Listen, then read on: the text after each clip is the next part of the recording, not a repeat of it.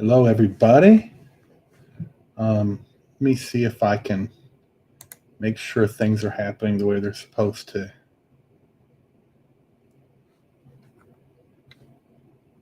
And I believe I'm online.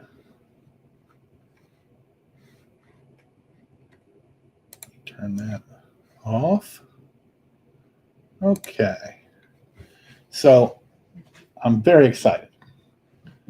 Um, haven't done a live stream of my own in quite some time. I've been on a few other people's shows. But I got a package in the mail a couple days ago, and I just unboxed it today because I've been putting it off. I've been busy, and I can't wait to show everybody. Uh, FemForce fans, AC Comics fans, AC Comics is running a sale on their website of back issues, and unlike a lot of publishers, AC has a lot of their old issues in stock. They kept um, back issues. They have fewer of the newer ones.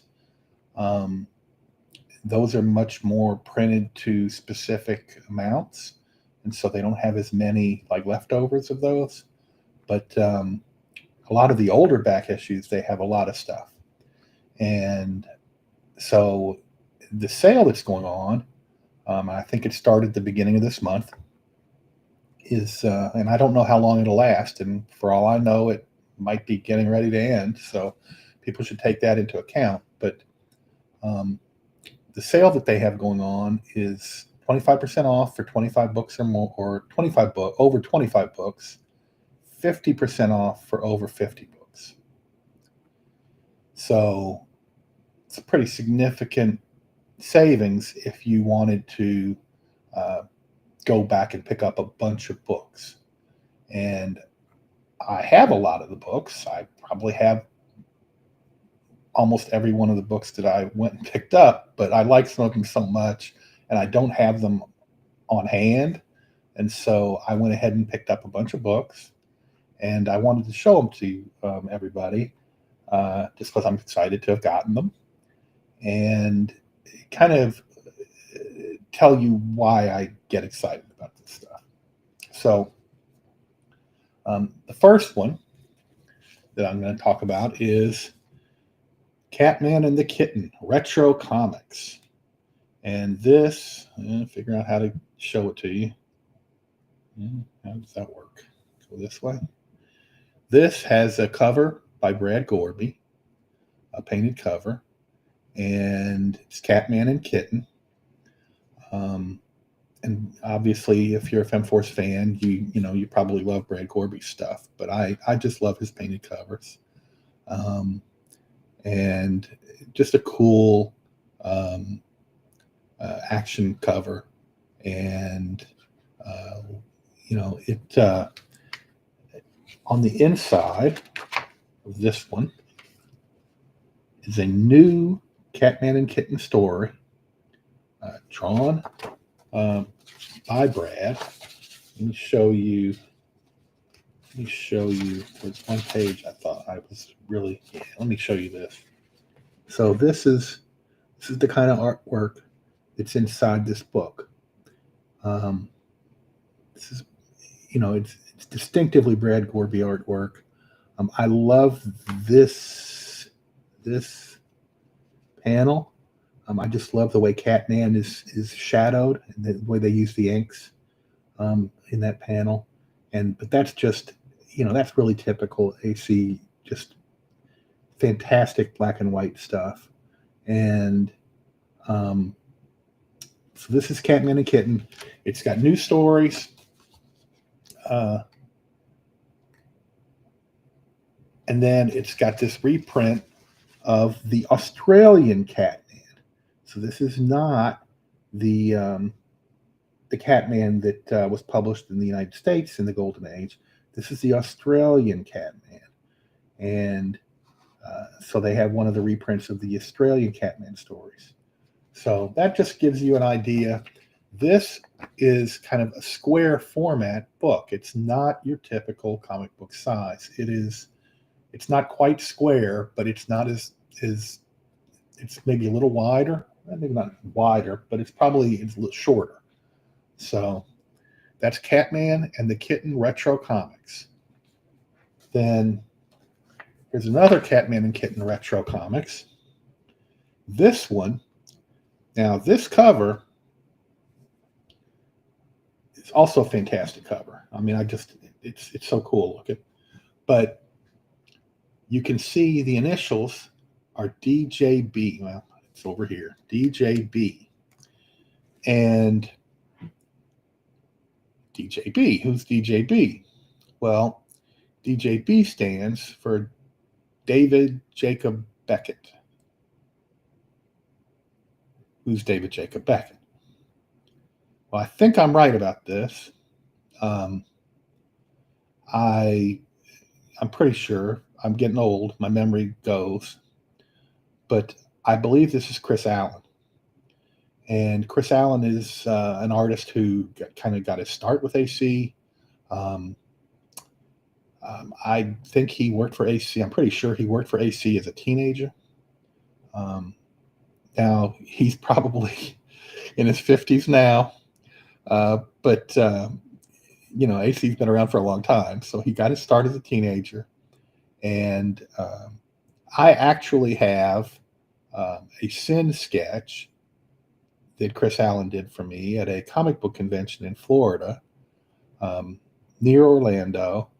It was in like an airport hangar. And it's a penciled sketch of Sin. And he was probably in his mid-20s at that time. This would have been the late 90s. And I'm guessing that he was probably born in the early 70s. He's younger than I am, but he's not like that much younger than I am. I mean,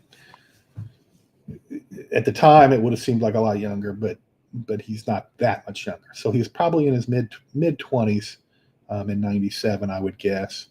And that's probably when he did this sketch. I'm going to try to pull up the sketch. I just want to show off a little bit. Try to pull it up. See if I can. And I'm going to allow sharing. And you should be seeing, it's a very small image because the scan of this was taken way back in the day before computer resolutions were good. But that's Sin by Chris Allen, done, I'm going to guess, in the mid to late 90s at a Orlando convention. I think it might have been at like a fairgrounds. I feel like we were in an old airport hangar. And I can't remember the name of the convention, but I got to meet Mark Heike there. I got to meet Bill Black for the first time. I got to meet Brad Gorby there. And as a FemForce fan, at that point for over a decade, it was pretty cool. And Chris Allen did this drawing for me. And yeah, so that's Chris Allen. And I'll stop the screen sharing. And then David Jacob Beckett is also the person who did the interior story. So it's another new story with Catman and Kitten. And you can see the art. Now, Chris, or David, has worked for Marvel now for years and years. But again, when he was a teenager and through his 20s, he did a lot of work for AC Comics. And, a fantastic artist. He is on Facebook. So if you look up Chris Allen, Marvel Comics artist, you can probably find his Facebook page.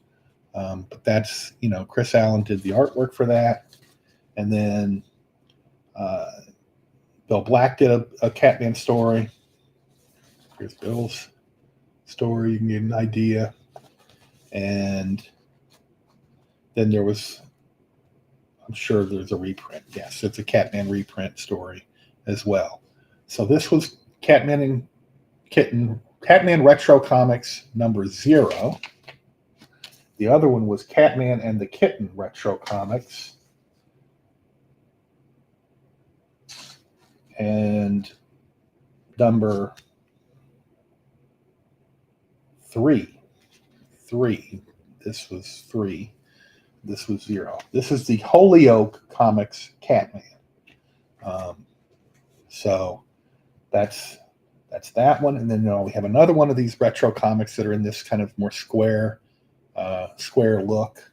This is 1997. It's a Brad Gorby cover. Again, the slobbering mad scientist and the damsel in distress. And here come the heroes to the rescue. This is all hero retro comics. It's got Pyro Man, Black Cobra, and U.S. Jones stories on the inside. The new story written by Mark Heike, with art by Brad Gorby. So that's to start the book. You've got a Mark Heike written story, art by Brad Gorby. Look at this. Look at this. Now, black and white artwork, but look how it's not, you can tell everything that's going on. It's got depth. It's, great use of light and shadow. This is just awesome art. And, hey, Steve, good to see you, man. I have to look up occasionally, I guess, and see that there's comments, but, yeah, you should. You really should. It's just fantastic. Here's a U.S. Jones story. Another one, Mark Heike. His now wife was one of the artists on it, and Mark himself worked on the art. I say now wife, been his wife at this point forever. And then there's another new story, a new Black Venus story written and drawn by Mark Heike. So this is all hero comics, and just Mark is fabulous. This is, again, look at the artwork. It's just superb. It's just great stuff. Absolutely great stuff. There's, I think, a Pyro Man story drawn by Eric Coyle, inked by Heike. So you got Pyro Man as well. So these little square-bound retro comics, if you're buying 25 or 50 of these books, and a lot of these were, I think the cover price was $6.95. The book's probably selling on the site for $6.95, which means you're getting it for $3.50. And it's a thick comic book. It's a thick comic book. And you get you get an old Golden Age story in here, and you get a bunch of new stories. And then there's Retro Comics Fighting Yank. I think this is the last of the square-bound ones I've got to show you all. This is Fighting Yank, Retro Comics #1, Fighting Yank. And so this is the AC Comics version of Fighting Yank, really, where he's more of a Fighting American, maybe, type. But he's it looks like it might be Bill Black. Yeah, this is Bill Black drew this, I'm sure. Go this way. The Man Who Lived Twice, Fighting Yank. Looks like he's fighting the panda. So we got a new story with Fighting Yank. Some of the artwork, and it's showing, this is the original Fighting Yank. This is what he looked like back in the day with his hat. But yes, you got this story with the panda. You have a retro tutorial by Bill Black telling you a little bit about Fighting Yank. And pretty nice 2-page spread there. Action scene, flying cars, saucers, superheroes. And oh, and then you got a Bill Black Yankee Girl story. Well, no, maybe. You definitely got a Bill Black Yankee Girl drawing. No question, that's a Bill Black Yankee Girl drawing. And yeah, this is Bill Black. Yeah, this is Bill Black. So you got Bill Black doing the Yankee Girl story, and then you have this reprint of an old Fighting Yank story from the Golden Age. Starts here and finishes out the book. Look at this Bill Black. It's actually a wraparound cover with Fighting Yank, Yankee Girl. Yeah, look at that. So that was the last of the smaller ones I got. And yeah, definitely. So then, and these are not going to be in any order. They came boxed this way, and this is how I'm pulling them back out. Here's Femforce number 35. This was part of the Shroud storyline, Under the Shadow of the Shroud, part 2 of 3. It's got the original Miss Victory, Joan Wayne's daughter, Jennifer Burke, had taken over as Miss Victory. That's who's in that version of the Miss Victory costume on that splash page to start it, the title page. And you've got her facing the Shroud. And this was one of the classic issues. The Shroud storyline was kind of one of the seminal storylines, and it brought back lots of the old, what they called vault heroes, which was basically being able to use some of these older public domain heroes in AC Comics stories. So you have these heroes who were kept in stasis and cryo.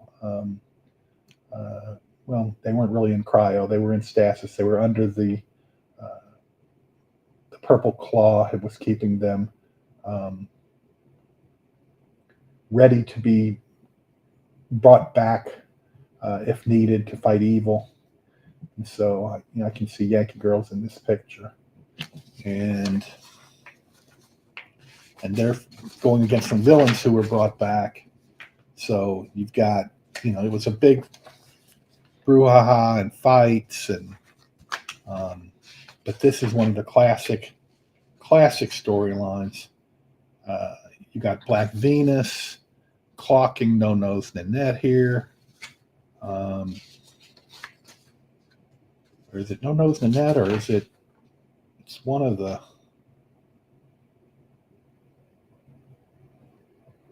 Can't even remember now. It's one of the.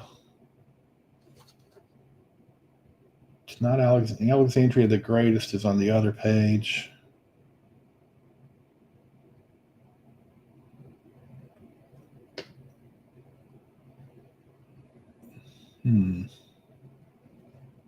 Well, I know it's Black Venus. Can't remember the name of the other character. But yeah, so this is a lot of the Golden Age characters and a lot of the new characters, and just big battling and fighting. Issue 35, cover price was $275. Just to tell you, this was probably, let me look at the indicia.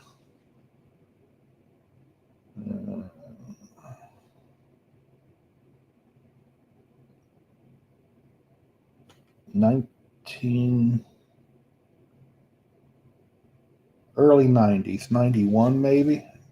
For some reason, I can't see the copyright date on it. My eyes are getting 91. So 25, 34 years ago. 34 years ago. Just one of the classic issues. And what's this? What do we got here? Oh, one of the 20th, issue number 20.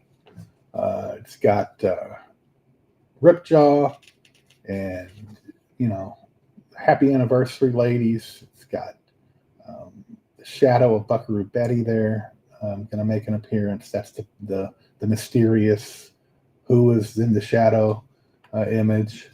And yeah, 20th anniversary issue of FemForce. Look at the officially invited 20th anniversary issue of FemForce magazine, 1989. And Rick Levins wrote the story. Rick Levins, who created Dragonfly, Rick Levins, who worked for Marvel for years.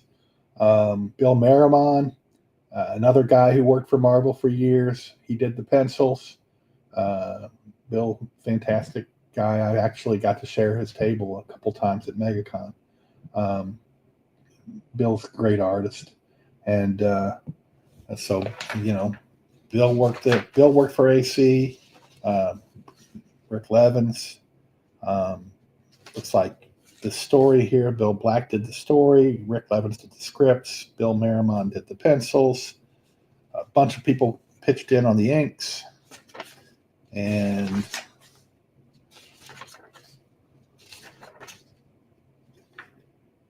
yeah, look at this way. You got Night Vale, you got Colt, you got She-Cat, you got Stardust, you got Thunder Fox, you got Dragonfly. Yeah. So this classic issue, 20th anniversary issue, was issue number 20, late 80s. So I always got a kick out of that one. And then another one, Damsel in Distress cover. This is Tara with Frightenstein. And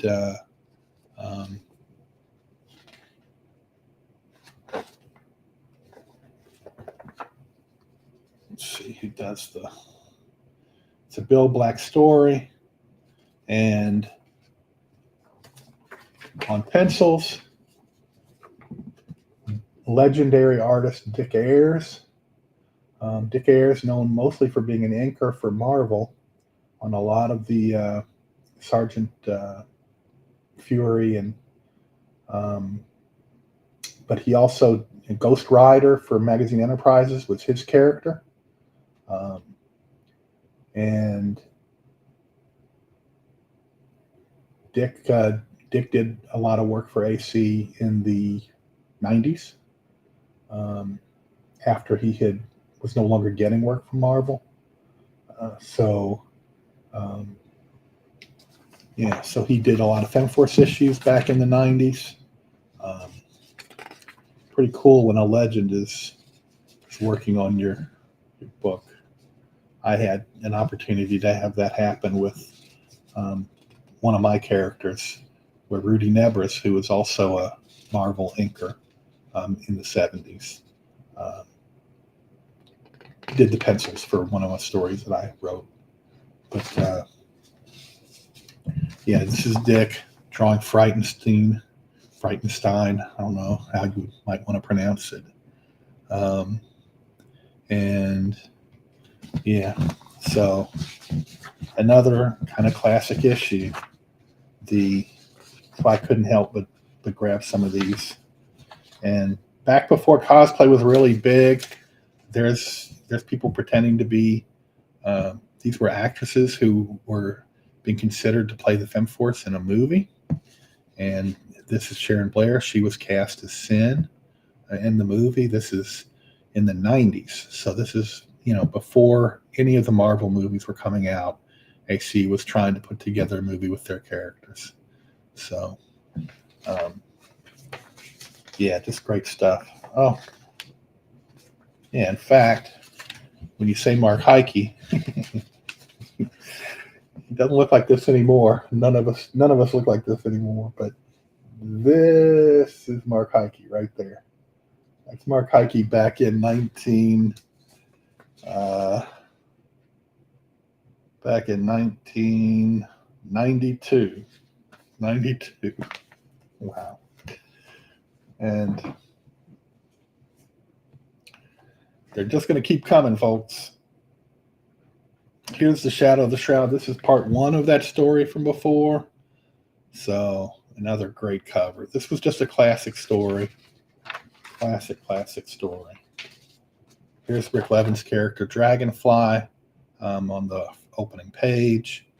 And she had her own series for probably 7 issues. I think that's about right. And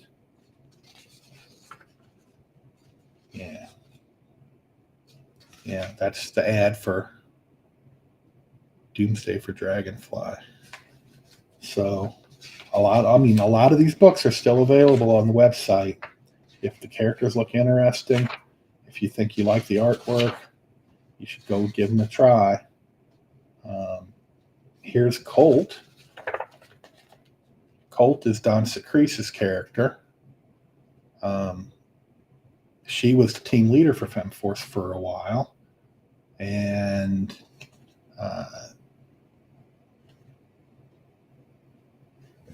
a weapons mistress was her title.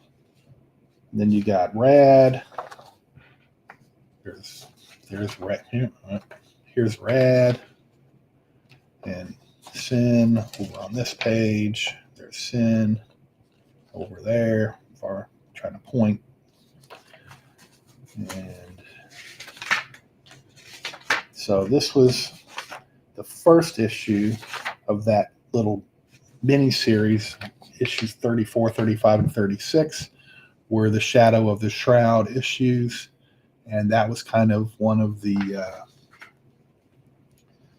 Under the Shadow of the Shroud, one of the first events, I guess, in the FemForce book. And then moving on. Oh, so there's the Jennifer Burke Miss Victory. And she is being imperiled by Madame Boa. So again, this would have been probably the early 90s. This is issue 25, so it's before Under the Shadow of the Shroud.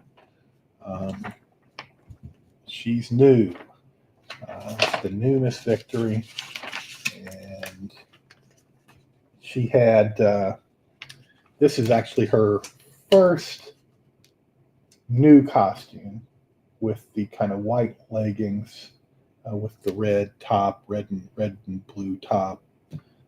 After that, it just went to straight red, and the white from the bottom was just in stars instead of being colored in leggings. So basically, you have this is the first Jennifer Burke Miss Victory costume, and then by here you can kind of see that she's got red legs on the bottom. So yeah, so that's that. And then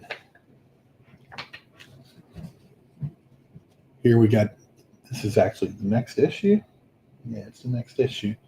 Issue 26 is the Shroud. That's the first appearance of the Shroud, I think. And so you can see from 26 to 34, the Shroud was involved, but we didn't have the Shroud War until 34. And the Shroud was kind of like a menace in issue 26 for Night Vale. Again, great cover. And we have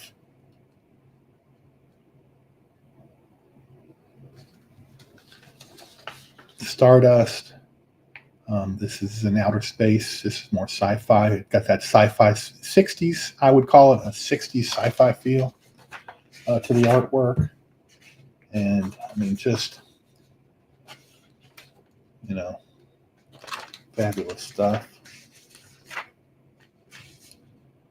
Yeah, which you kind of, if you see the ad for Sin, the girl from LSD, it's got that same kind of 60s, early 70s hippie counterculture vibe to the artwork. It's just really cool stuff. And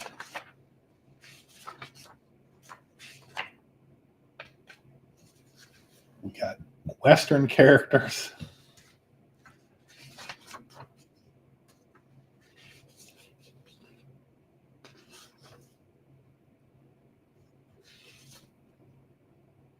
And here's the shroud. There's the shroud right there. And Paragon. So yeah, that's issue 26. Again, you can pick up a lot of these issues off the website, and if you're buying in bulk, right now you can get a deal on them. You're not going to find them cheaper anywhere else. So if you're interested and you want them, that's the best way to get them. This issue 128. I had something to do with this one, so I'm kind of proud of it. This is a Halloween horror special, and I was kind of the editor for the book, just helping put it together. So I did the colors on the cover, I did the coloring. So the fact that the colors aren't the best, well, that's because I did the coloring. But the artwork was Ed Coots did the illustration. And then this opening drawing by Ed Coots to start the issue. That was a commission I got from him. And also the inside cover. That was something I commissioned from an artist. So this was full of lots of kind of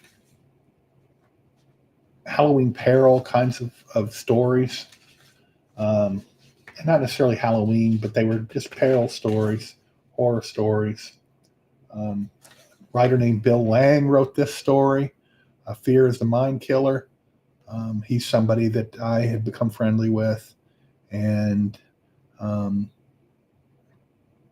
did a pretty good job. The art on Fear is the Mind Killer, Scott Nemmers, another artist who worked for FemForce for several years, did a lot of great work for them, and Scott and I are friendly, and so this was a cool story with kind of that comedy and tragedy mask wearing characters. And then we had a pinup gallery. This is Ed's pinup gallery. We had Miss Mask. We had Rio Rita, the cover image. We had a Blue Bulleteer. We had a Night Vale, same character, of course, same heroine, just different costume. We had Tara, and we had Buckaroo Betty. Then we had the Black Phantom, another character that AC had. This story was done by, I want to say Silvano. I'm pretty sure Silvano. No, Antonio Conversano. Nico Teodomiri wrote the story, but Antonio Conversano drew it. They did a bunch of stuff in Italy. A character called Justine. But they did this Black Phantom story. And it's got that Italian comic book art vibe to it. Kind of cool. And then this is the second pinup gallery. It starts with Colt. Again, that's a Don Secrece character that was in FemForce. And then we had Miss Victory being attacked by a bunch of spiders. We had a different Miss Victory strapped to, this is her earlier costume. This is strapped to one of those, huge bombs round bombs that were going to explode. And then we had the Blue Bulleteer being attacked by zombies. Then here we have the Silvano Terra story, that one. And that's also written by Enrico Teodomani, although I wrote the script and did the lettering.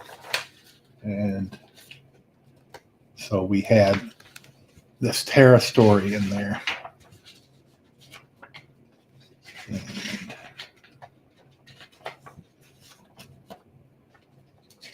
she loves to save animals. And we had our creature features. We had another Miss Victory. This one, Alien Examination. We had Stormy Tempest. We had a Terra with like a creature image. And then Terra with Frightenstein. Then Bill Merrimon did a Blue Bulleteer in a being put into a furnace in a crematorium, imperiled in that way. And so that was issue 128. I had something to do with that one. That's why I always pick up an extra issue here and there so I can have proof that I did something. Another one I had something to do with, this is FemForce 132. Buckaroo Betty is the lead character in this one. Ed did this painting for the front cover, Ed Coots. It is inspired by the High Noon, famous scene in High Noon that's on the cover of like their DVD and all that kind of stuff of Gary Cooper. But here we have Buckaroo Betty striding the street alone. And then starts off with a Black Terror and Rad story that is penciled by Kevin Stokes, inks story by Chris Irving. So that started the issue. And really nice image of Rad there. And then we had our Western story that Ed did with Buckaroo Betty.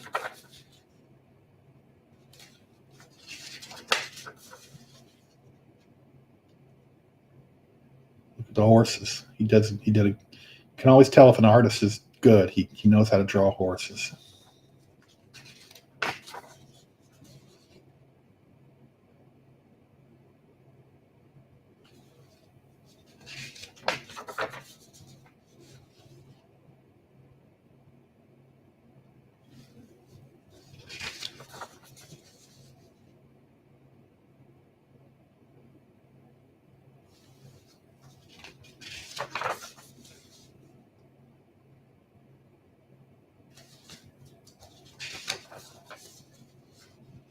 Hey, Joe. Good to see you.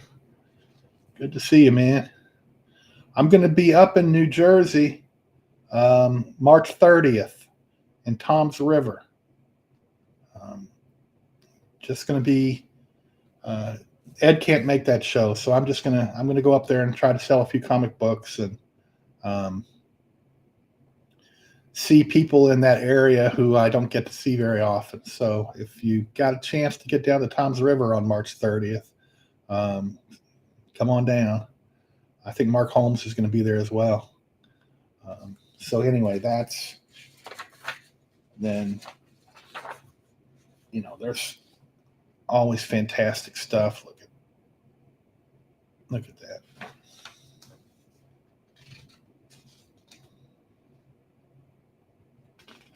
So in this one, Miss Victory gets blasted, and there she is at the bottom of here she is. Clothes, her uniform has been basically torn away or seared away, and she's still coming after you. So,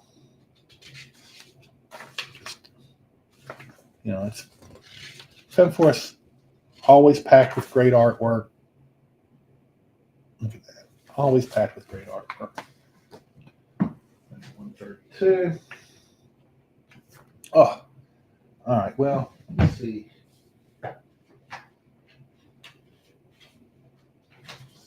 Let's do this. The next of them are a bunch of the same thing. Spellbound, FemForce 160 or FemForce 68. This was a Night Vale issue. And oh, that's great. Well, I'm going to be there. I actually have to. My daughter's got a swim meet in Richmond that weekend, and so I have to I actually have to drive to New Jersey on Saturday from Richmond, and then I'm going to get a hotel room, so I can be there all day Sunday.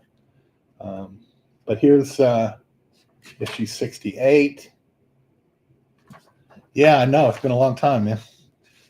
I think the last time I saw you was like MegaCon back in early 2000s, probably. Wow. Only 20-something years ago.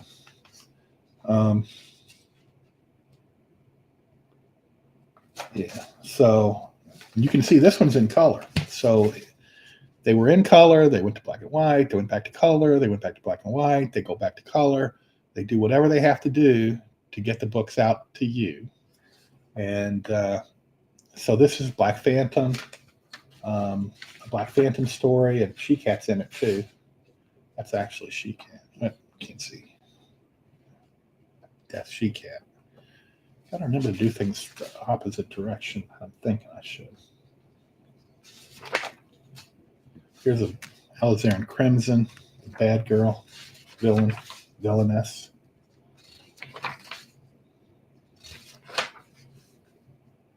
Oh, look at this. Snared by the rope and pulled upside down. Pretty cool scene. Then the Night Vale, or Laura Wright sleeping, being attacked in her sleep. So, and then ends with a Colt story. Colt, the weapons mistress. Pretty cool character. I love her costume. Always have. That kind of take on an old cavalry officer's uniform. Then,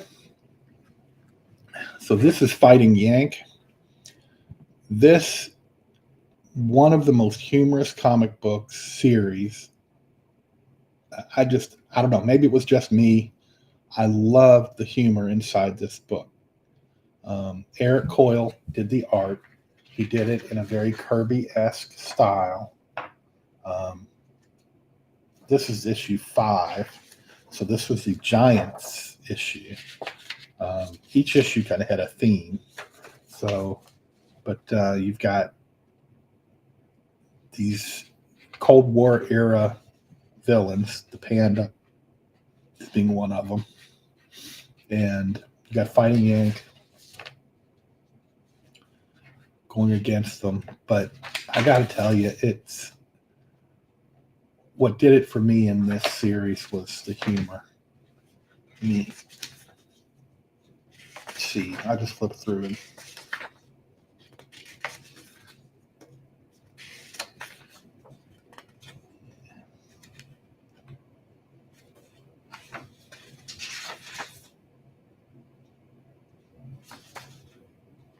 And here's the Fighting Yank fighting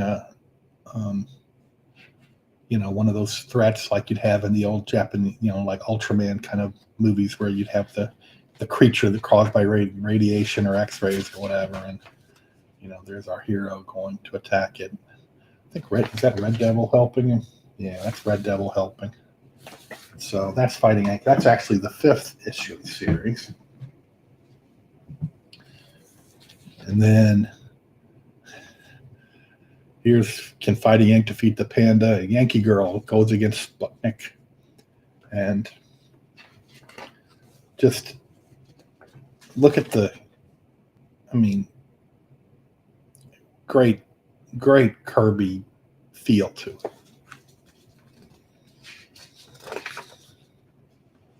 But it had very tongue-in-cheek humor, and I don't know that I'm going to be able to show you that online, but you got to trust me on this. Go buy some of these Fighting Yank back issues. You will not be sorry. It really was a fabulous 5 issues of books.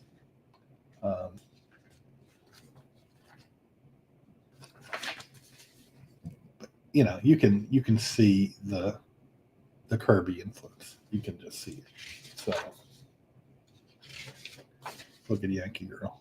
What a punch.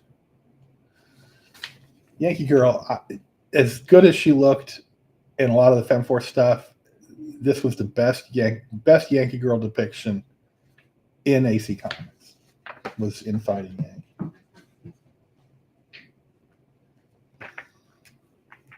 Oh, this is the Fighting Yank. They're spaced out. They were in space. So you had basically the Star Femmes and Fighting Yank. This looks like an old James Bond movie poster to me. That's what it looks like. But yeah, you had the Star Femmes.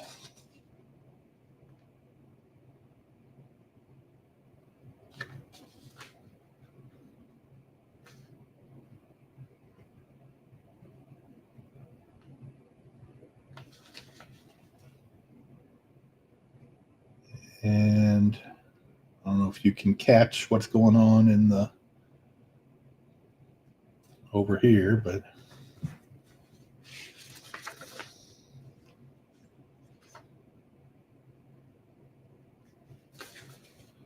so we got Gail Allen,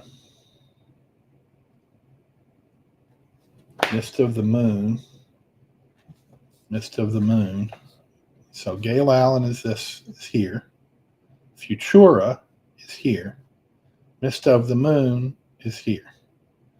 So those are our sci-fi heroines in this book, and it's very, you know, this has got a Flash Gordon type of story appeal. But again, there's tons of tongue-in-cheek humor in this, breaking the fourth wall, asides. It's just super humorous. The facial expressions are awesome. Look at Meng's facial expression. Awesome. This one, number 2, again, you have the insect who gets radioactively, he's Mortho, and just the characterization and the art of the people's facial expressions, the way the characters are designed to look. It's fabulous, just fabulous. So just trying to give everybody a sense of the kind of comic book that AC Comics has been putting out for 40 years. 40 years, people. This is a small press publisher, an independent publisher. They don't have an HR department. They don't have a finance department. They're creators putting out books for 40 years. It's remarkable. This FemForce issue 99, right before the first 100 issues. They are over 200 issues. Brad Gorby cover. Brad Gorby artwork on the inside. And I mean, look at Night Vale here. Isn't that gorgeous? It's gorgeous. And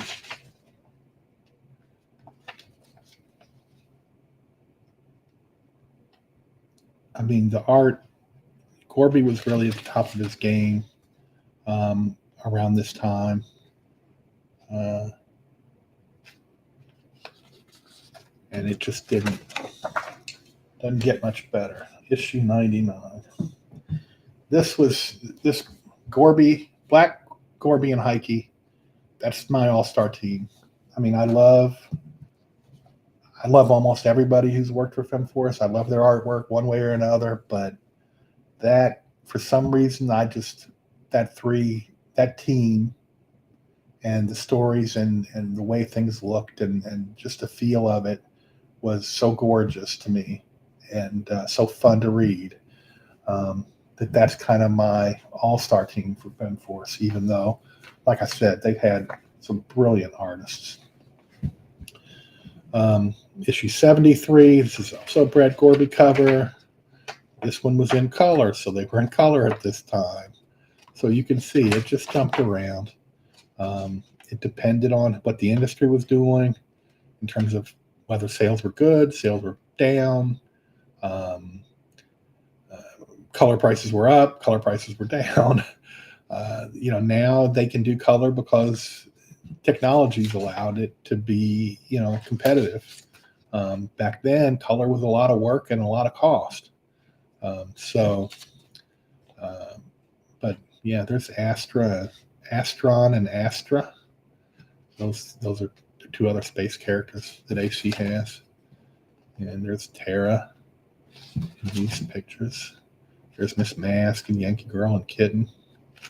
So issue 73. So we were moving up.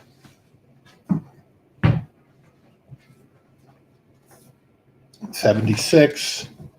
Again, Brad Gorby painted cover. Got Rad, Miss Victory, and She-Cat. And for those who aren't as familiar, that's Miss Victory, She-Cat, and Rad up here. Look at violent fighting scenes. It looks like impact is occurring. It doesn't look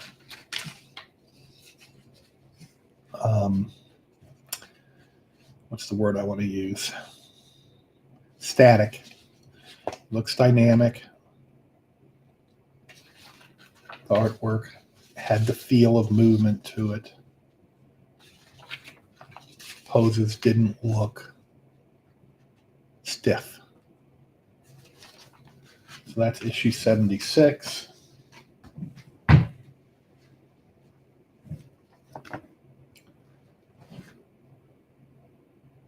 trying to remember.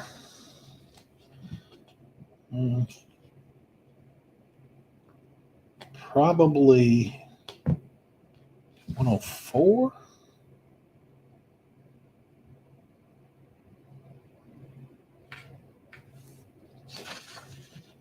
Is it 104?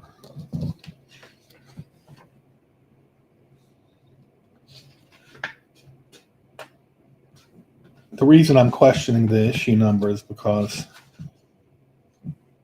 they did 3-issue mini series during the run, and I know it was 101 through 103 was the first one after 100. Then I think this was the second series after 100, but it might have been the third. So this is either 104 or 107. Rada, the Siberian Connection. This cover was so cool looking. I actually had Brad Gorby do a commission of Alligator and Miss Victory for me. You see if I can find that and show you all.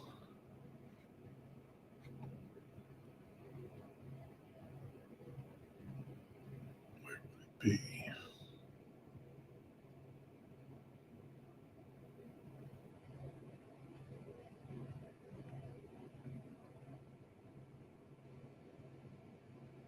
Sorry. Guess it's my stream and I can take all the time I want. But let me find. It's got to be here somewhere. Corby Red.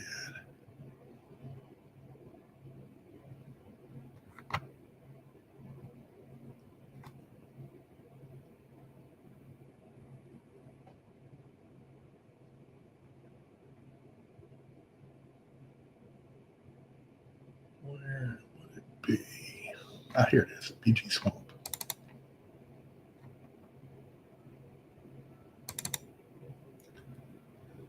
All right, now I just gotta share BG Swamp. There. So hopefully you all will be seeing BG Swamp being shared, which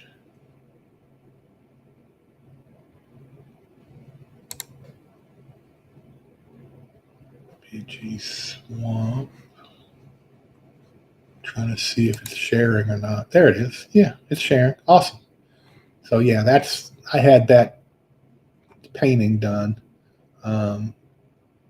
because of this cover. So there you go. Little extra for y'all. So, and that takes care of that. And so, yeah, so this was Raida the Siberian Connection. I think Eric Coyle did all the interior art on this. Eric is the person who's been penciling FemForce the last few years as well. And so what's that a yes to, Joe? But yeah, and then on the back, Raida was going to play Raida, or Julie Michaels was going to play Raida in the movie I talked about earlier, and Mike Frankovich, who was going to produce it, took a bunch of pictures of her in costume, took a bunch of pictures of Julie Michaels in costume, and at the time I was doing the FemForce fan website and doing a lot of these collages. And so they had me do one with all the images of Raida, and the comic book character and the photographs that Mike had taken, and then they put it on the back cover of the Siberian Connection, the Raida the Siberian Connection. So I had a couple of these montages on the back covers of different issues. I don't even remember which ones, but that's probably between the mid 90s and the early 2000s that was happening. So yeah, so that was Raida, Siberian Connection. This is issue. That was interesting. Oh, this is the opposite cover. See, I got this cover. So when I did the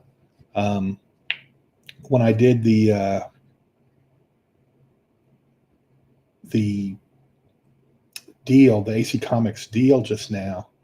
Oh, seeing the shared art. Okay, I got you, Joe.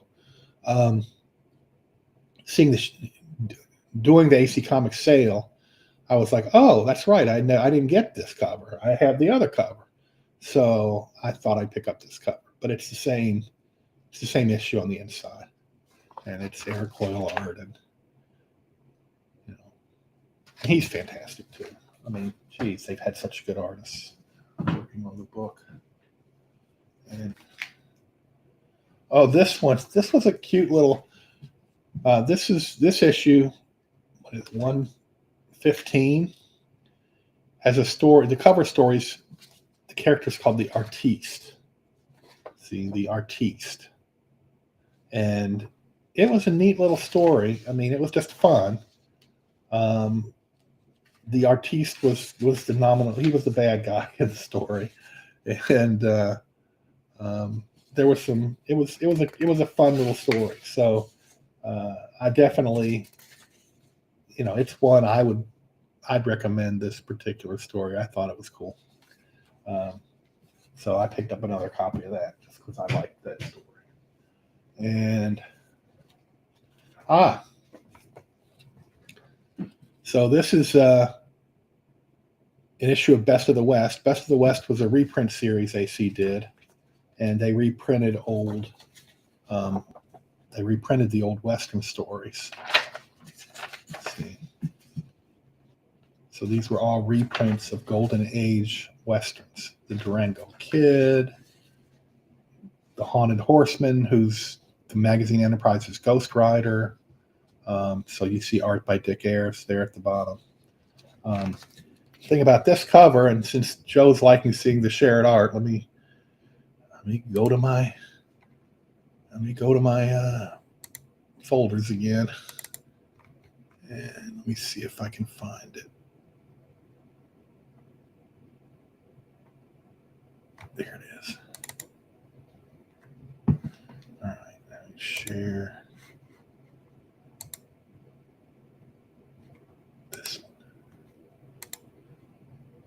So this, I actually have this colored signed version of the cover image. That's one of the pieces of art that I have. So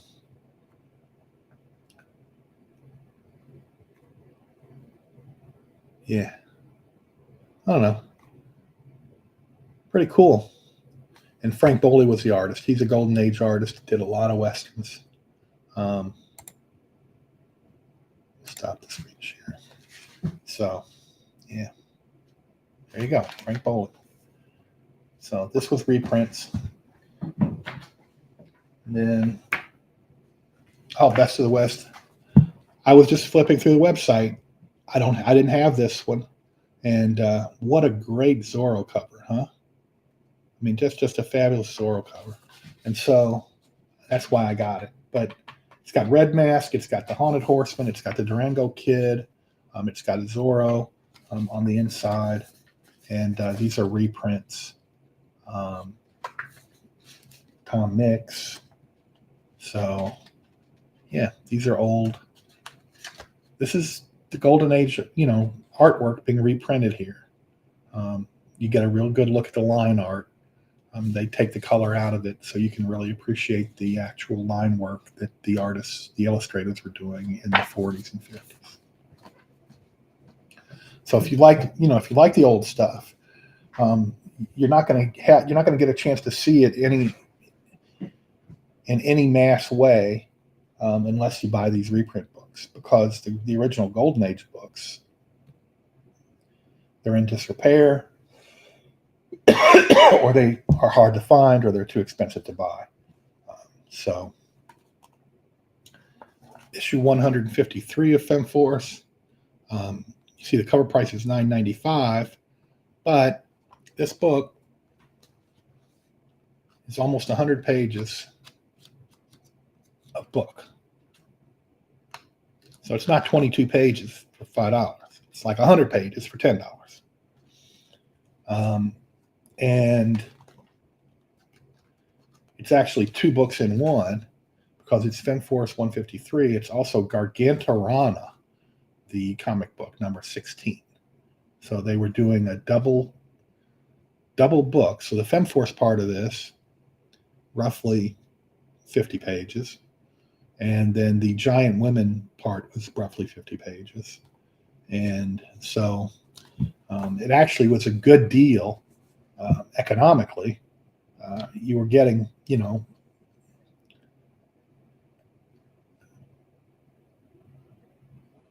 cents a page, I guess. Something like that. Makes sense? 10 cents a page, which was a lot less than you would be paying even at the time for a Marvel or a DC book. And this would have been, 153 would have been sometime in the 2000s. Let's see if I can find a.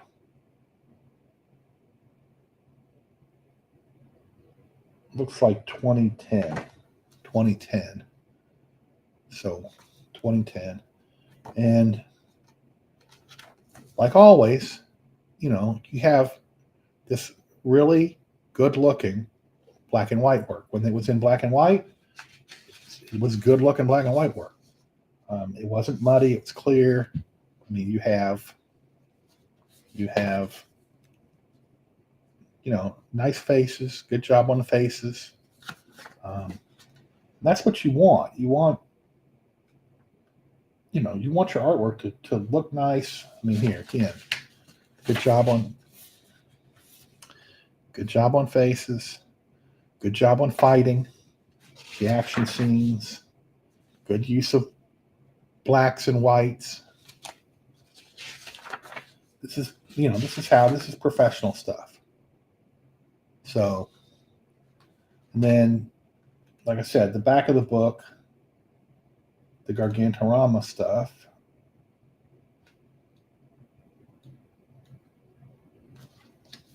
Flip it over. Then you had the Gargantorama stuff. Guess I was kind of misremembering. It looks like it was more like 70 pages of the Femforce side and 30 pages of the Gargantorama side. But still, hugely thick book. So you got that.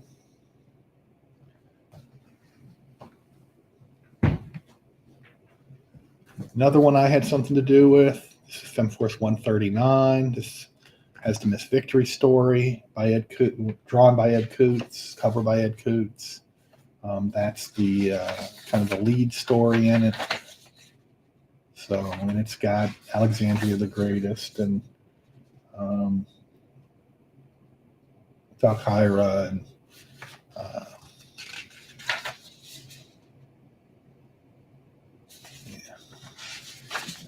so it was a fun little story.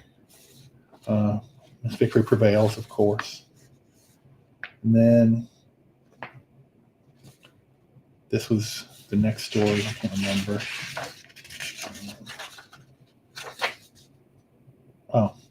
So Ken Hunt, who's another guy who's done some work for the big guys now. He drew this. Enrico Teodomani wrote it, and it's a Nightville story. I saw Ken at the Harrisburg.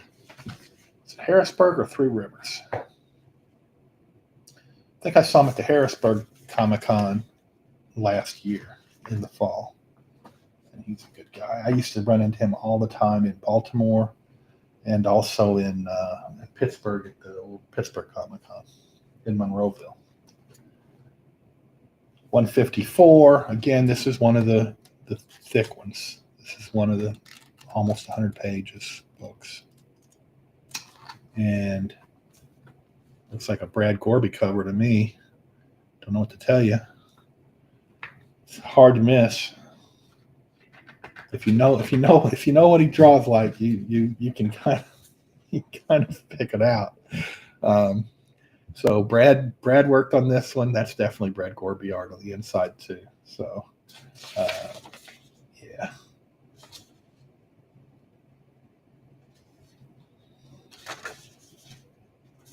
Oh, look at the gorilla.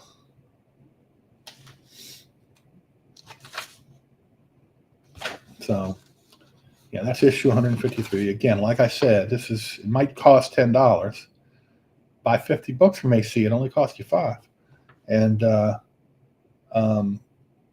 but it's thick. It's like 100 pages.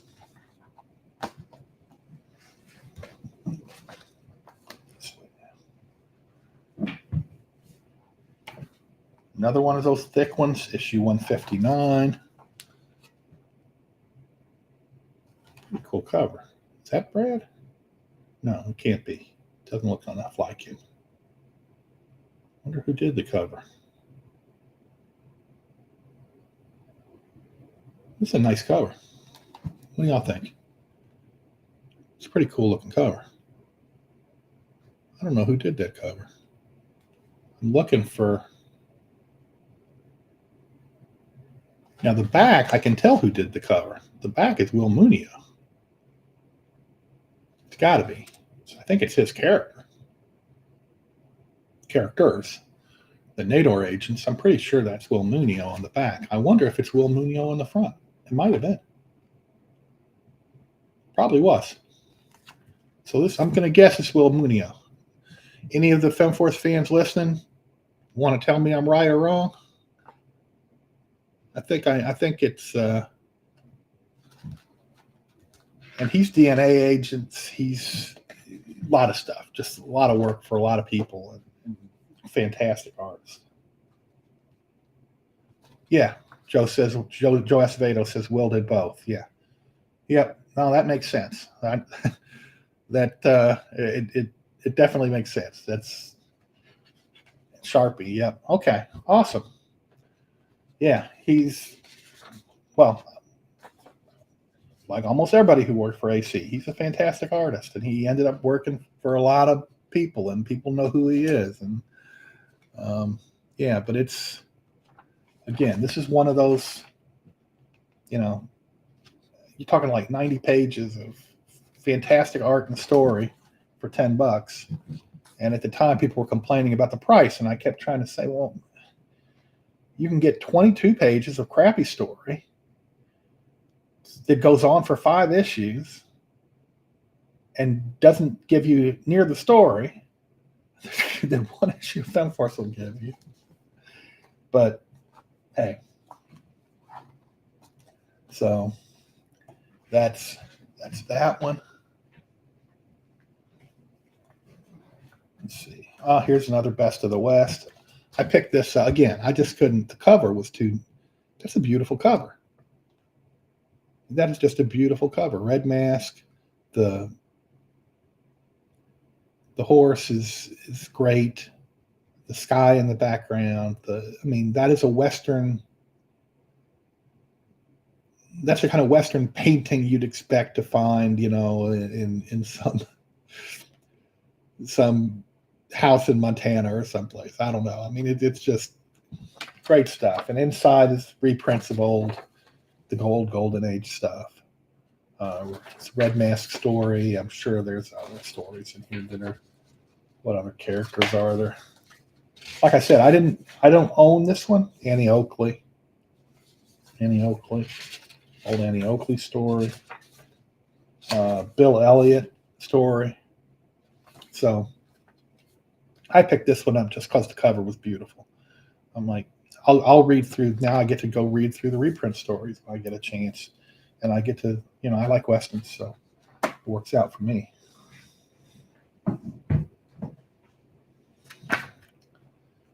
Here's another FemForce, 143. And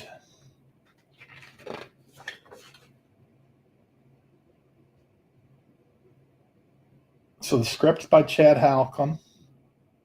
Pencils by Quentin Bedwell. Pencils and inks.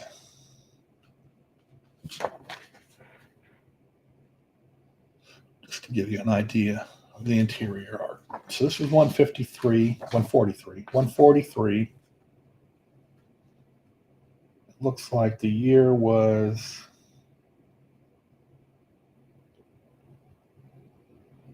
2008. So 17 years ago. So we got Star and Scorpion in this one. Again, figure out where I need to go.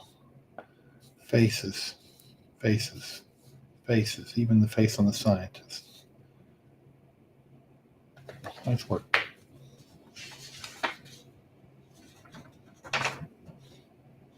I will say that these faces look more like they were taken, like a photograph was used for both these, like a photograph was used for reference.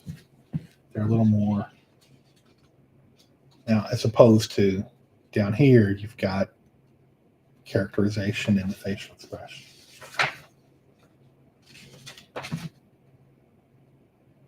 And here's Stephanie. It's a story by Stephanie Heike. Complications.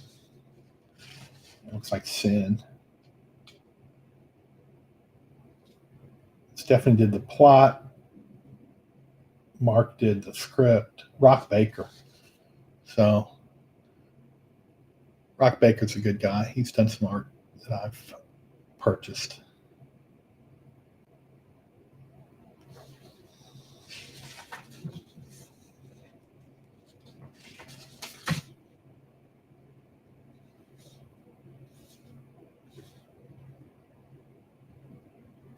Yeah, this is good work by him.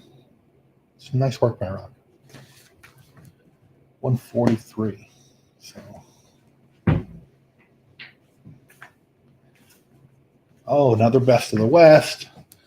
This one, I'm responsible for the cover, so that's one reason why I love this issue. I was going around to conventions, and I was friends with Ed Coots, and Ed was friendly with Dick Ayers, and I was a FemForce fan, and I'm friendly with Dick Ayers, and we'd be talking at the convention, and I basically convinced them to do a commission for me that Ed would pencil Buckaroo Betty, and Dick would pencil the Haunted Horseman, which is his old Ghost Rider character. And then Ed would ink the Haunted Horseman, and Dick would ink Buckaroo Betty, and then Ed would color the inked work, which he colored a copy of the inked work, so that I have an original inked work by both of them, and I have the color over the copied inks.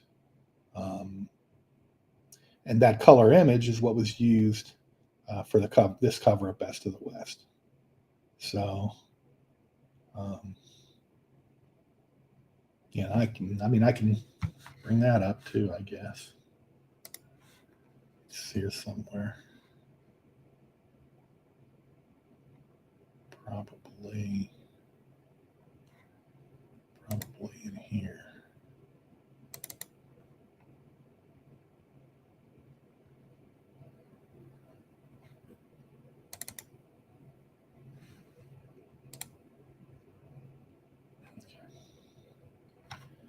So let's try to share that.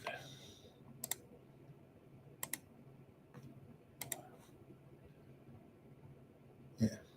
So that was a very low res scan, it looks like, but you get the idea. That's then somewhere in my, I guess it would be in the same here.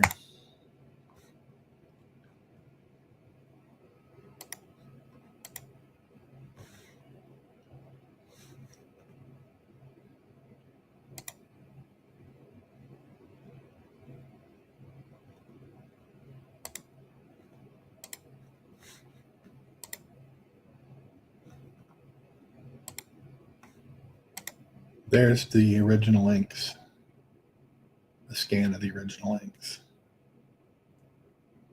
So yeah, that commission I got became the cover for this issue. So that was, and again, it's got the Durango Kid, it's got Tim Holt, it's got all the old Western reprints on the inside, and if you're a fan of Westerns, Best of the West, fantastic reprint series, all kinds of characters from the old days.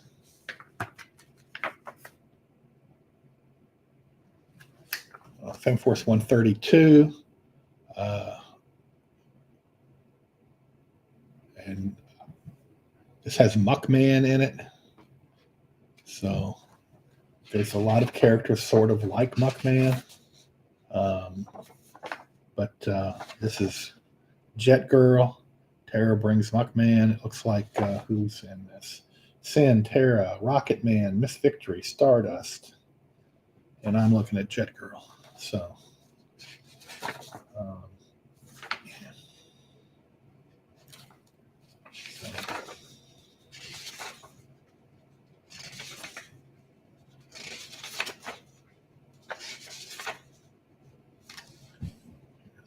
Muckman goodness there.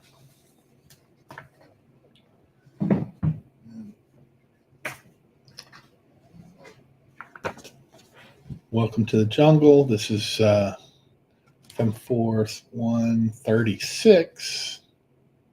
So this has a team up between Terra, or is it Terra? No, Terra's not in it. It's the team up is between Rio Rita and Irish of the Jungle. So that's not the first story. The first story is a Femforce story. Just to give you an idea. That was Segment She Cat over there. And here's Miss Mask. Cocking the gun. And then there's a Miss Victory story. Miss Victory story. And then there's Irish of the Jungle and Rio Diablo, and written by me, drawn by Gene Gonzalez, another guy who did a lot of work for the major publishers. And he's got, so that's Irish of the Jungle. And then she is eventually, Rio Rita has been captured by these guys. And Irish is going to save the day, ultimately. And so that was my story. This drawing of Irish of the Jungle is actually, I drew that. It was inked by, this one was inked by G.W. Fisher. Yeah, it was inked by Glenn Fisher. But I did the pencils for this one. And then this is a prose story called The Victor and the Vanquished, featuring Terra. It's illustrated. It's got some different illustrations that Ed Coots did throughout the story. Very rarely, this might have been, this story, which went spread out over 2 issues, might have been the only like prose story that was in Femforce. But yeah, then so that was the end of the first part of Victor and the Vanquished. That's the last scene of the end of the first part. This Terror of the Jungle image I also drew, and that was inked by Jim Lyle. Another guy who did a lot of work for the major guys. So yeah, so that's my pencil work. Occasionally I do stuff that I'm not used to do. Then there was this there's a Blue Bulleteer story in there. There's a little thing about Irish McCalla. So Irish McCalla is pretty cool. If y'all ever have a chance to watch the old Sheena serial, probably the best Sheena that ever was on screen. Femforce issue 71, Darkfire. Always loved Darkfire and her Mento helmet. And yeah. Is it Dr. Sinister, Mr. Sinister? Dr. Macabre. Dr. Macabre. So they were in color at this time.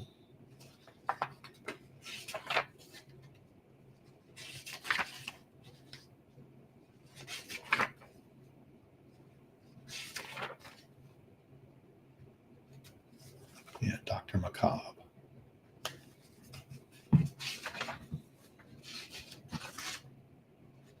I'm flipping through it. I'm thinking, so Gorby did the cover. That's a Gorby cover. But I'm getting Dick Ayers did the interior art. Art and letters, Dick Ayers. Yeah. So.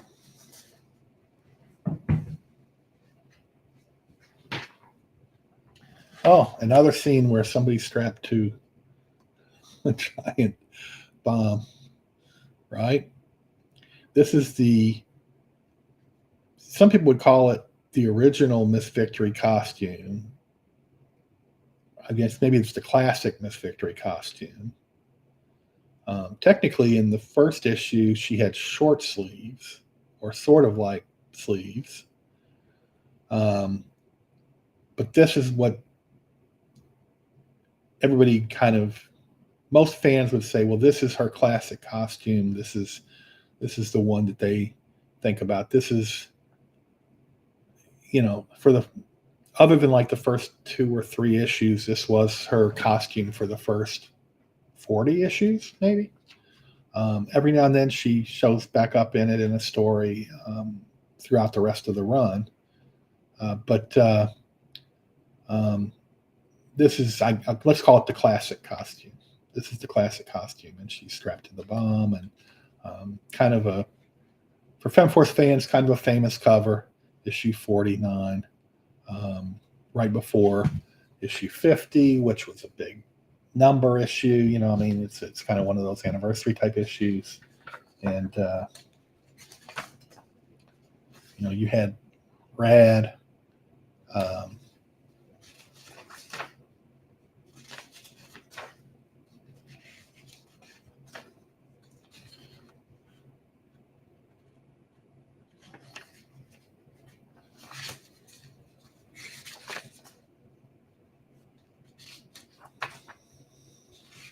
See, at this time in the comic book,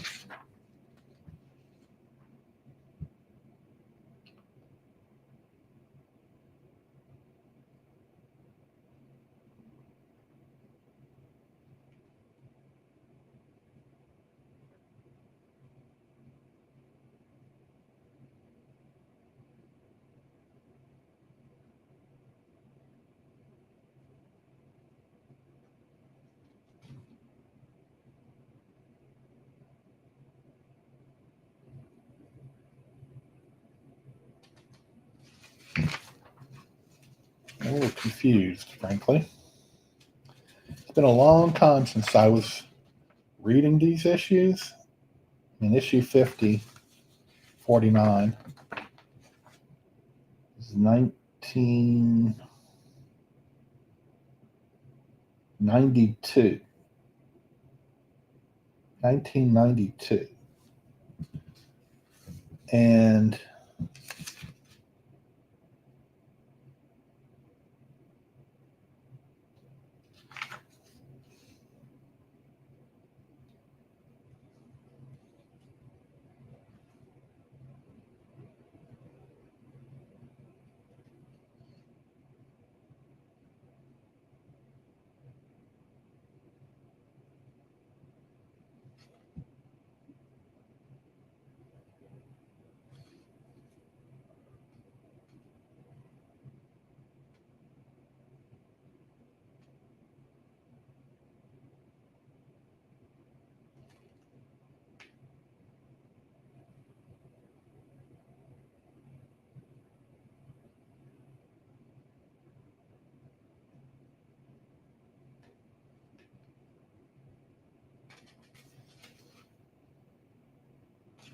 oh, okay, that's explaining it, I guess.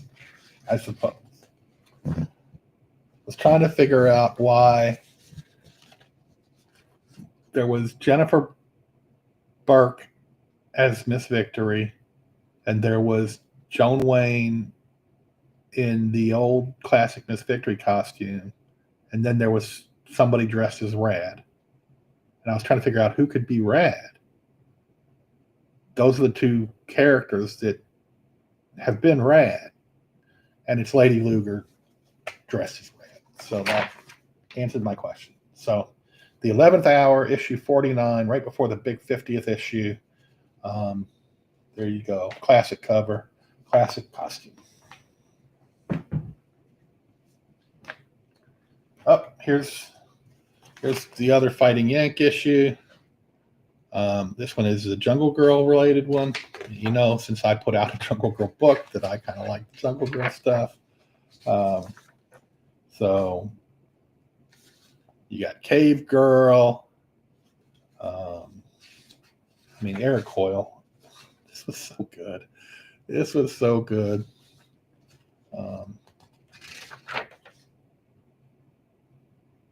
Oh, look at all the hypnotized jungle girls that the pandas got around him. all under his control.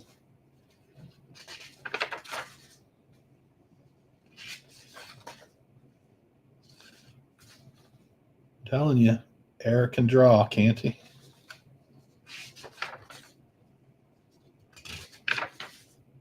And here's Fighting Yank.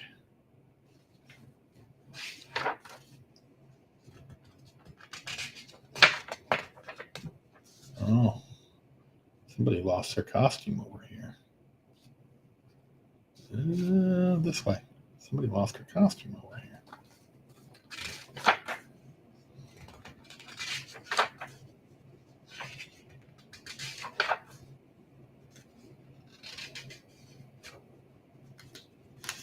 Man. Censored, censored, censored. This was fun stuff. Here's an old Fighting Yank reprint drawn by Mort Meskin. Yeah. Just give you an idea. So even here you get a reprint.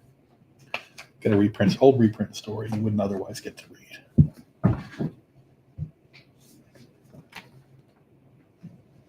This is one of their, this is almost like a mini book, Scarlet Scorpion and Dark Shade. This came out about the time FemForce 85 came out. I know that because that's what's being advertised on the back. That's, by the way, that's Sin and No Nose Nanette, FemForce 85.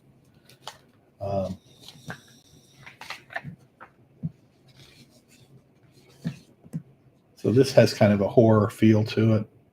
Looks like Bill Black artwork to me. And I'm right.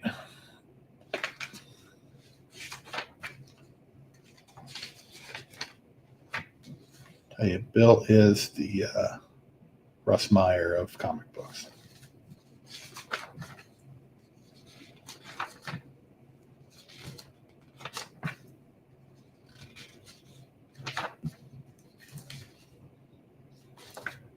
So Scarlet Scorpion and Dark Shade.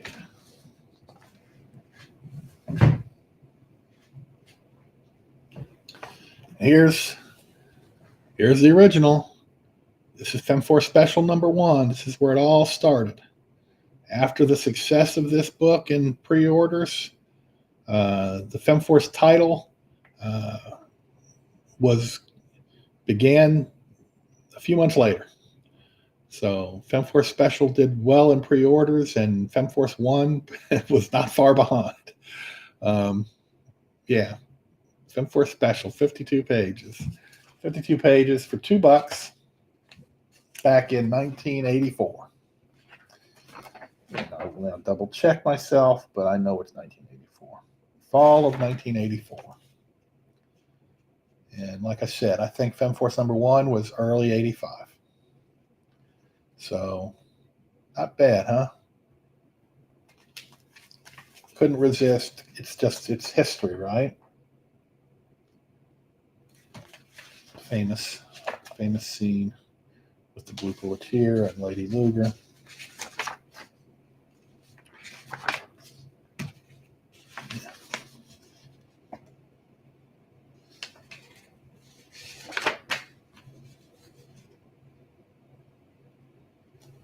Miss Victory, she keeps getting strapped to bombs. A lot of bombs. Stop strapping her to bombs. Except here she's strapped to something. I don't know. She's strapped to a table. So this is the beginning, folks. This is where it all began.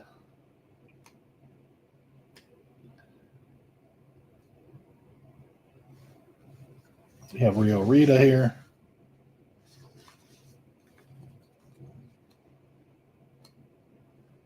And we have She-Cat.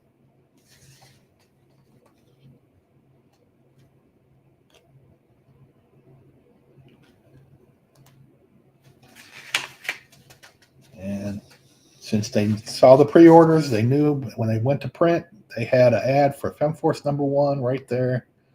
And, yep, FemForce Special #1.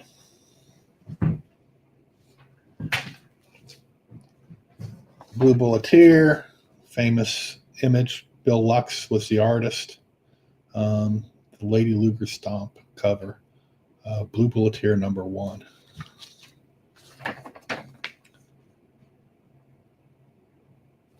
Bill Lux pencils. John Dell, another artist, does a lot of work for the big two. John Dell inks.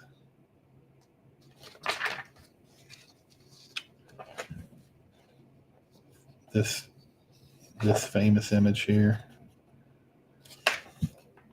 Blue Bulletier before she became Azagoth, or before Azagoth came down. And she eventually became Night Vale.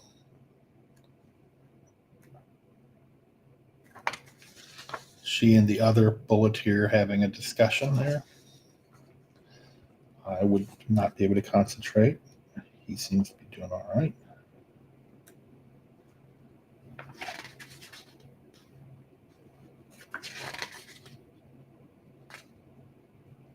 Yeah, here's that interior scene that the cover's based on.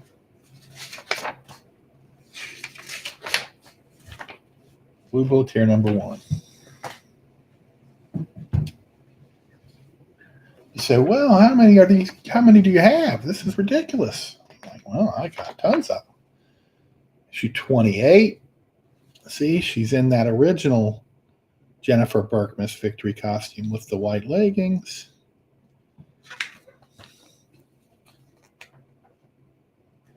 Interior art is by, oh, the Count. I don't know. They're very cagey about whatever happened to the Count. I have no idea, but the Count was hit or miss. I liked a lot of his work, but he could occasionally be a little wonky. But I kind of got a kick out of a lot of it. So that's the Count's on the art, and he did the story too. Mark Probst did the inks. So another good inker, Mark Probst. Yeah. So we had fight scenes. Count did fight scenes. Dave Roberts did a lot of good fight scenes. Gorby did good fight scenes. Eric Coyle does good fight scenes. I mean, they are kind of known for. Here's some Night Vale stuff. I like this panel over here. This panel. I like that.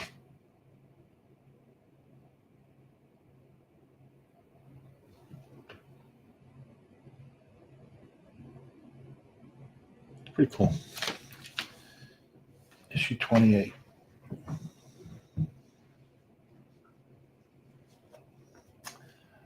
Issue 14, Down the Tubes.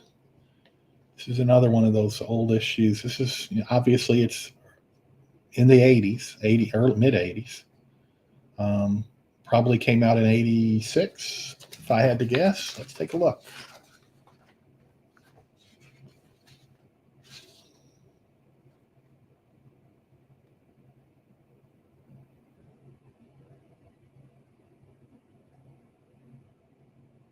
Might be saying 88.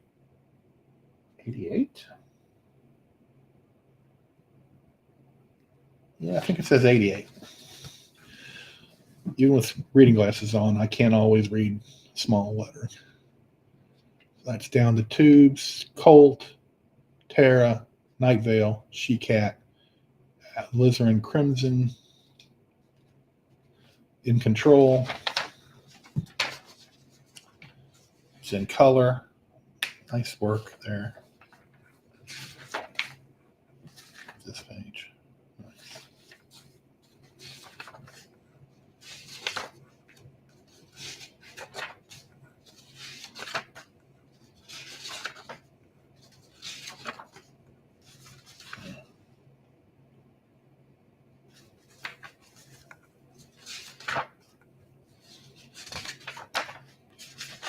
Look how this one's kind of used a greenish hue to it.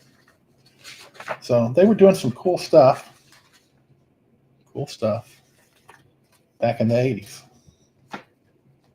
Again, this was still, they had it available as a back issue on sale. It's issue 14. They're at 204, 205. You can still get issue 14. And if you buy enough, you can get it for a couple bucks. It's almost 40 years old.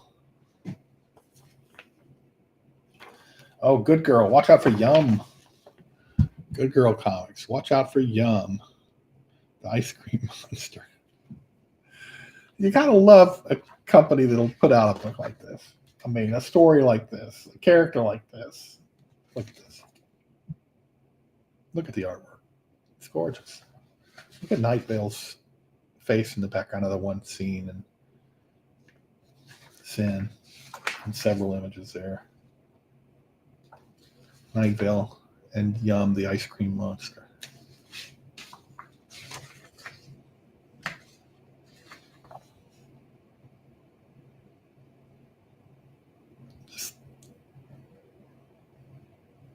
I mean, the artwork's fabulous. The story's a little ridiculous, right? But fun, and the artwork's fabulous.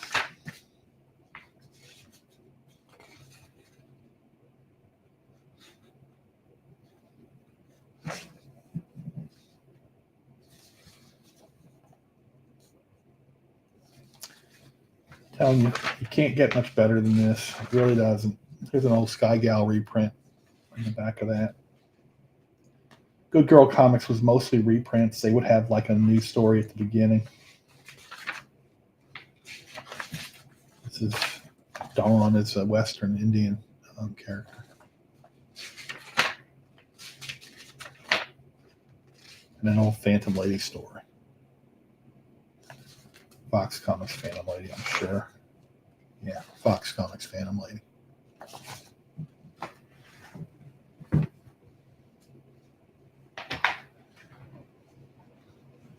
Fun Force Out of the Asylum special. This was kind of a Halloween-y issue.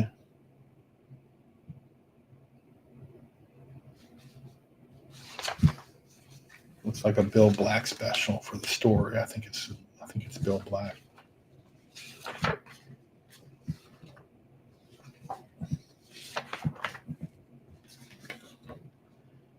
You see that kind of 70s psychedelic feel to some of the artwork and pages.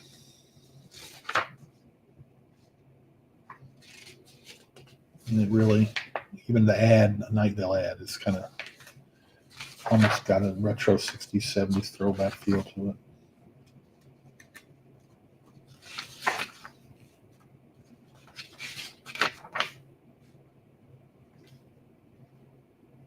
Here's Ripjaw.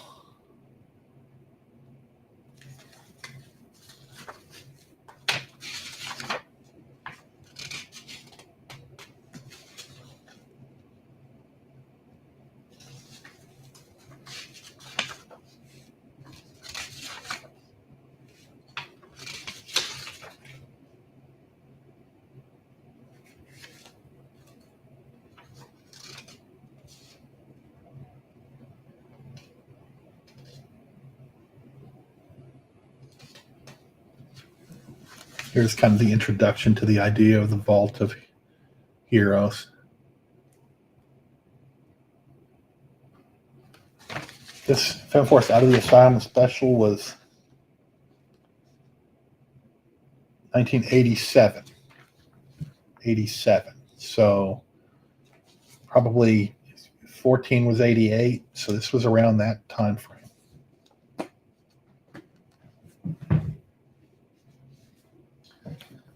Oh, one of my favorite issues. I've actually got some of the original art for this. This is a Gorby cover. Pit and the Pendulum. It's got the AC version of Vincent Price, Verdun Fell, and you see Gorby, the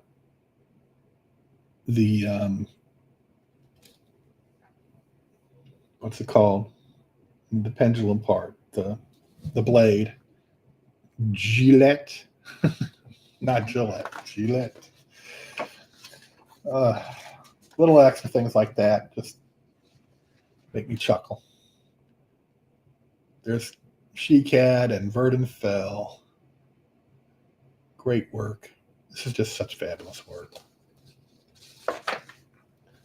Here, let me go to the...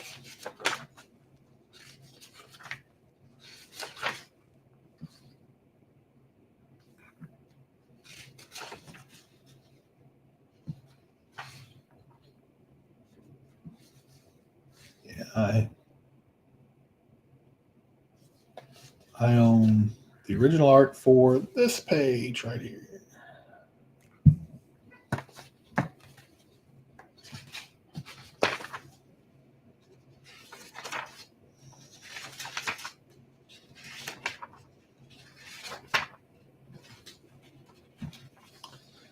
Just great stuff.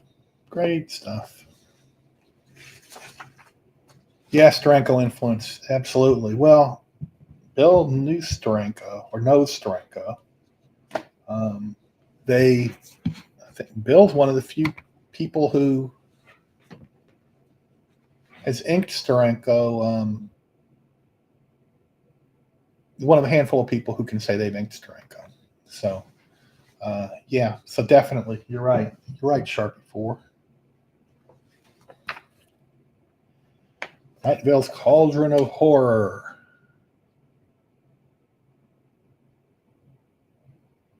Yeah.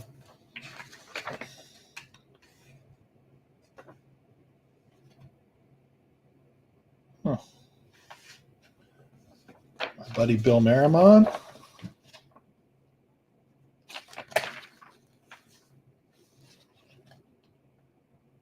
So if I remember this book,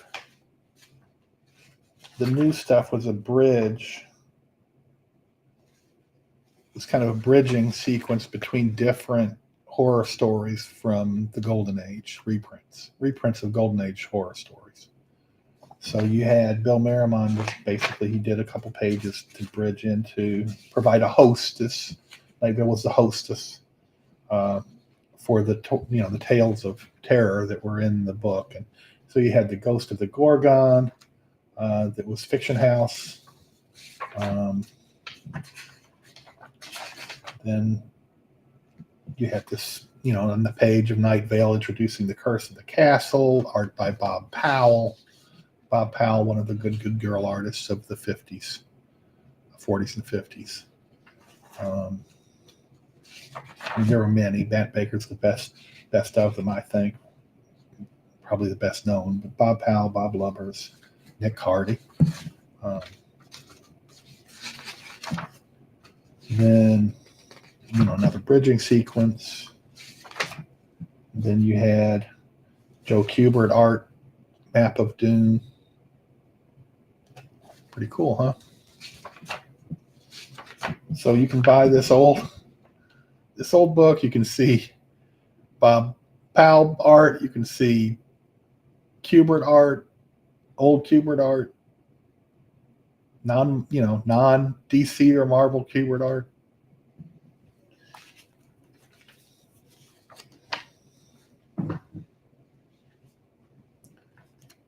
Here you got Film Force 38, Blue Bulleteer, Back to the Past.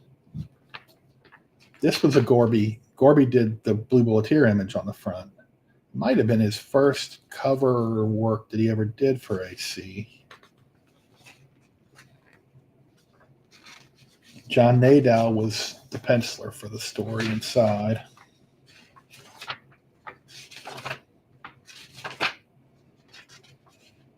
This is probably the show that I met Bill at, Orlando Con.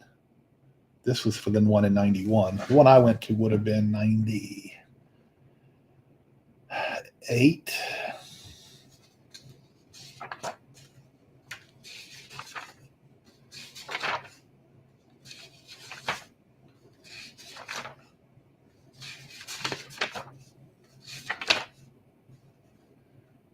And here you got some Brad Gorby interior art.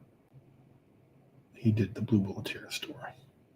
This is one of his. This is probably, if not the first, at least one of the first contributions he did to the book, and that was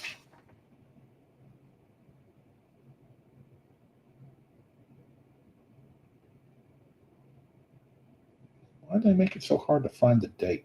1991.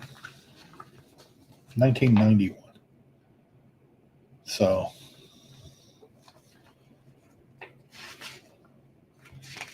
I mean, fantastic stuff. Yeah, in fact, this Brad Gorby cover image, and like I said, he did the story inside. And you could already see what he would become in terms of style.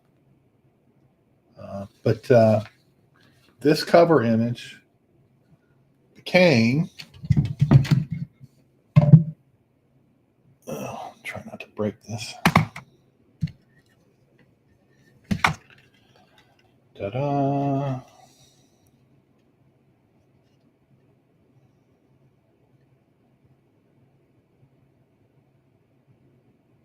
Became the statue from Real Arts, the Blue Bulletier statue from Real Arts.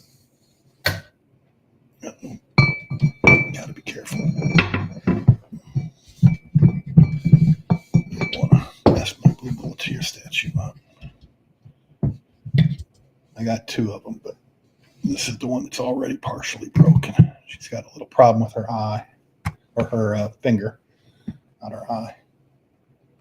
Yeah, exactly, Sharpie. We're thinking alike. Yeah, the statue was done, probably, I just said that cover was 91. That statue was probably early 2000s, so probably about a decade later. Maybe it was even mid 2000s. So, Femforce Up Close, Blue Bulletier. I'm a Blue Bulletier fan. I like Night Vale, but I lean toward the Blue Bulletier as my favorite of Laura Wright characters. Look, this is who's the Richard Pollard. Richard Pollard. I like the car. Good job. This is really nice, right? Femforce Up Close, issue 5. This one was Femforce Up Close, starring the Blue Bulletier. So this one was focused on the Blue Bulletier. So I have some really good artwork. Now, the year for this was 1992. 92. So, this is purchased directly from AC Comics. This stuff's on sale right now. If you buy 25 books, 25% off. Buy 50 books, 50% off. And it's not 50 books at $50 a pop. It's some of them are 4, some of them are, 5. So you're getting them for $2.50. And these are, I guarantee you can go scrounging around in long boxes at shows or in dealers around you, and you will not be able to find these very easily, if at all. Issue 90, Tara. This is Brad Gorby art. Brad Gorby on the cover too. I own this page.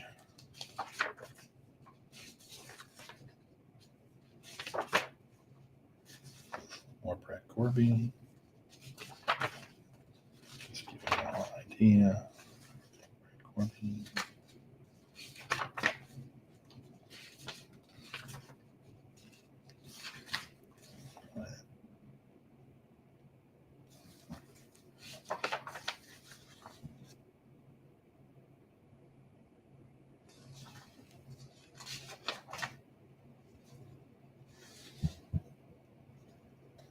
That page.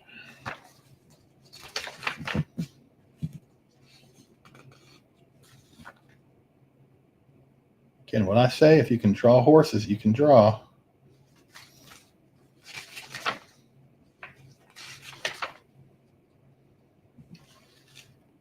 So this is one of my favorite issues. No question. Absolutely one of my top issues.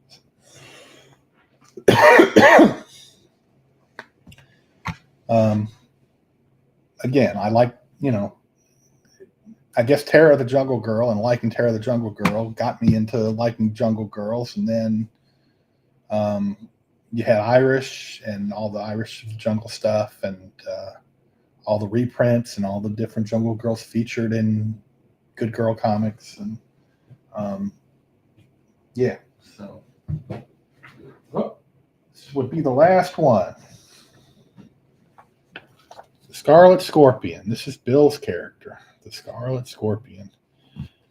Best known to FemForce fans as Mike McCluskey, the boyfriend of She-Cat. Well, sometimes boyfriend, sort of boyfriend of She-Cat. Look at that. Pretty cool lizard character. Who's on the artwork for this one?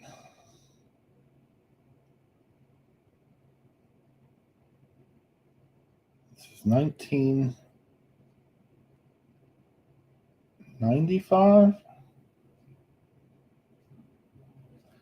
1995.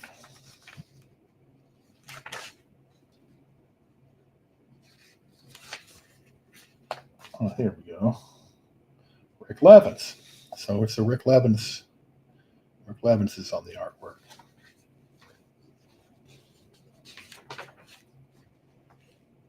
Look at this. It's good stuff. So that, my friends, is my comic book haul. I actually purchased 3 other books that I don't see there. One of them was one of the newer ones, so I'll have to get with Mark and Steph and find out what happened to them. But there are definitely 50 books here. I think I ordered 53, so I'll find out where they went, and I'm sure they'll send them on their way. And but that was 50 books. Most of them are over 20 years old, 30 years old. Yeah, 50% off.